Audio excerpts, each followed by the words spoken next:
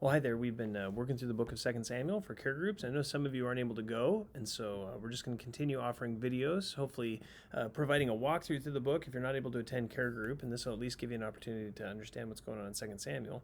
As always, as I always say on every video, please get on the website, download our commentary and the care group questions so you can go through the commentary on your own. Some of it's a little technical, but I think you'll really enjoy it. I think it'd be helpful for you. So, 2 Samuel chapter 6 is is a very interesting chapter, and the reason why is because something happens here that doesn't seem very godlike to us. There's a man who gets killed for touching the Ark of the Covenant, and the story is very interesting. David, as the king now, has taken the throne. So we've seen chapters 1 through 5, David is being established on his throne in Israel. And really, this has just been the story of how God took him from the beginning to the end, how he led him through the entire process. And David has consistently inquired of the Lord at every step. David becomes the king of Judah, then David becomes the king of Israel, over all Israel.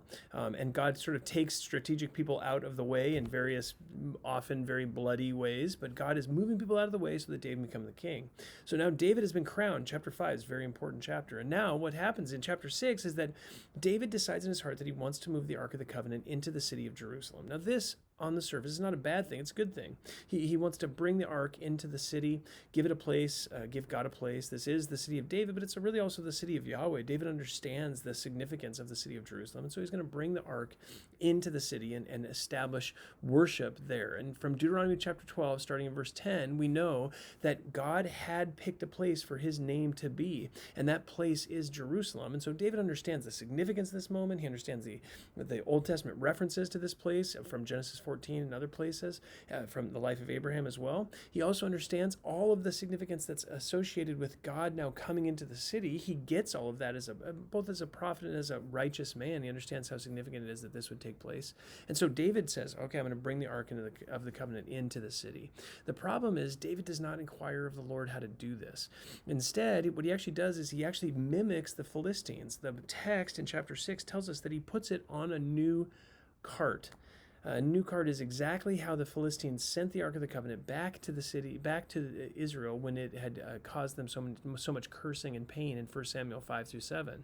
And so what David does is he essentially mimics the Philistines and he puts the ark on a new cart. This actually turns into a huge problem. And we see this. What happens? Well, as the cart is moving, the oxen stumble. And when the oxen stumble, the ark starts to tip.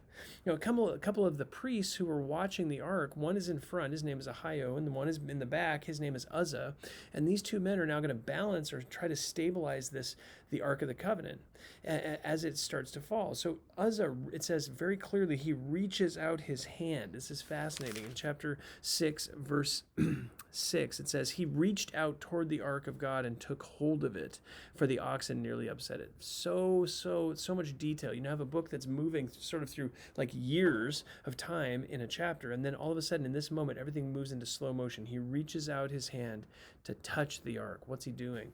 He's violating God's command, his explicit command from Numbers chapter 4. You do not touch the Ark of the Covenant. Why?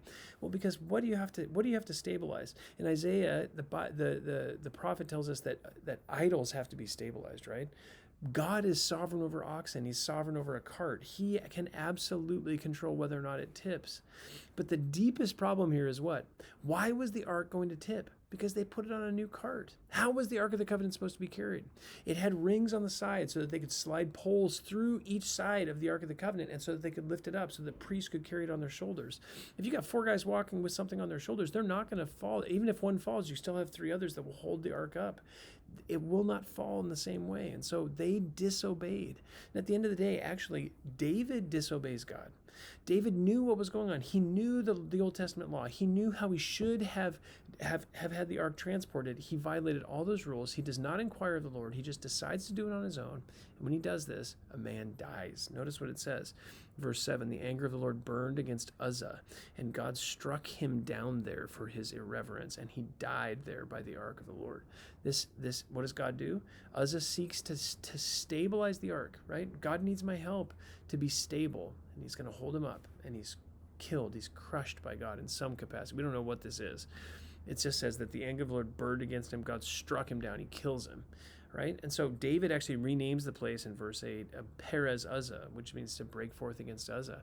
Very, very dramatic, very crazy sort of thing. This is a priest. He's maybe a godly man, and he's killed by God for presuming to touch the Ark of the Covenant, right? It was his irreverence, the text says in verse 7, his evil. He blasphemed against God by touching the ark, violating the law of God, and comparing God to an idol, right? And so God kills him. And what's interesting, there's lots of wordplay here. You can read the commentary for that, but that word Perez is very significant from chapter 5. God breaks forth against the Philistines when they question, when they try to touch his holiness. God breaks forth against Uzzah when he tries to touch his holiness. In other words, what? God will break forth against anyone who doesn't count him as holy. That's really the issue that is being communicated here. And so David is afraid of the Lord. He leaves the Ark of the Covenant there in the house of a man named Obed-Edom, and he says, "Listen, I'm not to bring it into the ark, into the city. I don't know what's going to happen, right? People could die all around me." And so he leaves the ark there. Well, what he finds out later is that the ark is actually bringing blessing to the house of Obed-Edom, and David says, "Oh, God must be okay. It seems like just an object of death, but it's not. It's also an object of blessing if someone does it in a righteous way." And so Obed-Edom must have been treating the ark in a biblical way, and so therefore there's blessing coming on his house. David says, "Okay, God is okay. I'm going to bring him into the. I'm going to bring the ark into the city." And so David does exactly that. And the text tells us actually, it says verse 13, and so it was that when the bearers of the ark, what does that tell us? It tells us that now David is actually obeying the proper way. We know this from 1 Chronicles chapter 15. In fact, David repents for having not done this appropriately. He understands that this actually falls on him as the leader. And now we have them going 6 paces and sacrificing an ox and a fatling. What are they doing? They're saying, they take 6 steps and they say, "God, can we carry the ark? No one dies, therefore God is okay, things are good." They sacrifice the ox and the fatling, and things go forward from there. Okay, so David brings it in. He's dancing before the Lord with all of his might. He's doing all these things that are very, very externally showy in terms of celebration, but they're very humble for him as a king to take off his royal robes and to dance before the people in such a sort of a humble and a lowly way. And what's going on inside the palace? Michal, his wife, or Michal in Hebrew, his wife, is watching him do this. She's disgusted by this display, and she says, "Oh, you've made yourself."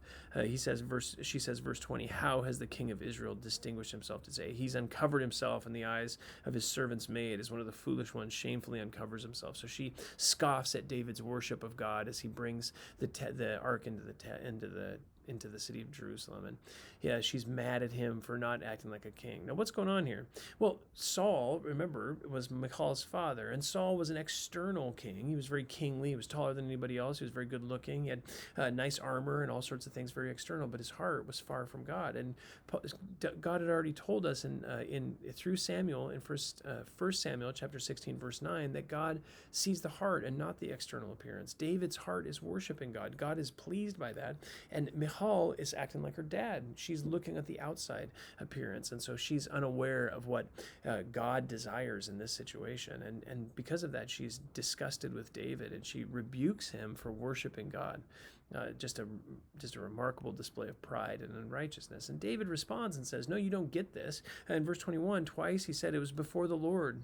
Twice he says in verse 21, "It was before the Lord that I was dancing, and I will celebrate before the Lord." What's he saying? He's saying it had nothing to do with the servant girls or anybody else around. It had nothing to do with anybody who was around. I was worshiping God, and that's what I was doing by dancing, by singing, by rejoicing. That was just me worshiping God. Didn't matter if anybody else was around. Why? Because David wants his heart, but David's heart is moving toward Yahweh. He wants to worship him, whether people are around or not. And so he strips himself of his kingly robes, humbles himself in front of all the people. Why? Because he's worshiping God. He wants God to be honored. And what he says is fascinating. He says, "I see myself lightly, but I see God as great. And because I see God as great and myself lightly, then the other people will understand and they will see me with honor because I love Yahweh." That's actually exactly what God says he will do in 1 Samuel chapter 4.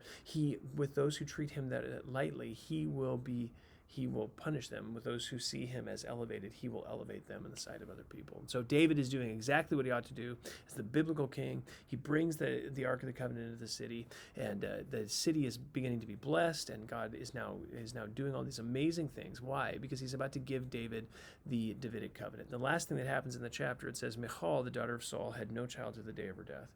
This is not because David left her alone. That's not the issue. God punishes her. God causes her womb to be barren. Why? Because she did not see God as holy. She wasn't worshiping God in her heart. Okay, so we have Uzzah at the beginning, we have Michal at the end. These people who don't see God as holy, what happens to them? They receive cursing from God. But David and Obed-Edom in the middle, they love God and they do what's right in the sight of God, and therefore what do they get? They get blessing. What is that? It's just the Mosaic covenant from Deuteronomy chapter 26 and 27. That's exactly what's being spelled out here. If you do what's right, you obey God, you will receive blessing, and if you do what's wrong and you disobey God, you will receive cursing. Okay, so God's covenant with the nation of Israel is now going to stem forward into the covenant with David that he's going to make in 2 Samuel chapter 7. Well, I hope that's a helpful summary for you. Please do read the commentary. It'll be helpful for you as you go through this. Look forward to seeing you soon.